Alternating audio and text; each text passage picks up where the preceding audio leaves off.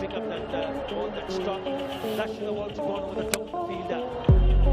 Life was কারণ দুই পাশে দুইটা নতুন বল থাকে, সেইগুলো হ্যান্ডেল করা, পিচের কন্ডিশন কেমন সবকিছু বোঝা কিন্তু ওপেনাররা এই জন্য স্পেশালিস্ট। বাদ সাইফ শামীম, সৌম্য ছাব্বিরকে দলে নিলে সিরিজ জিতবে বাংলাদেশ, এই মন্তব্যে এখন তোলপাড় ক্রিকেট মহল।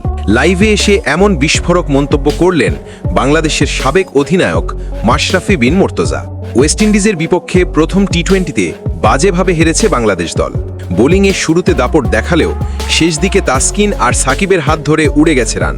এরপর ব্যাটিংয়েও ব্যর্থ হয়েছে স্বাগতিকরা।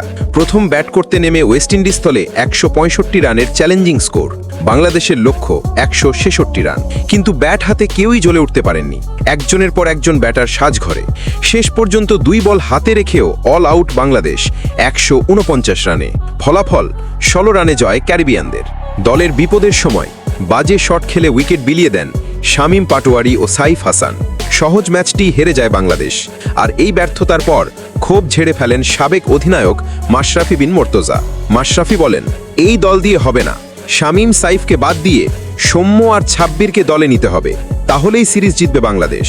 মাশরাফির এমন মন্তব্যে রীতিমতো আলোড়ন ক্রিকেট মহলে। বিশেষজ্ঞরা বলছেন, মাশরাফির বক্তব্যে স্পষ্ট দলের অভিজ্ঞতা আর মানসিক দৃঢ়তার ঘাটতি নিয়ে চিন্তিত তিনিও। অনেকে আবার একমত, সৌম্য সরকার আর ছাব্বির রহমানের মতো সিনিয়ররা ফিরলে দলের ভারসাম্য বাড়বে। এখন সব নজর সিরিজের দ্বিতীয় ম্যাচের দিকে।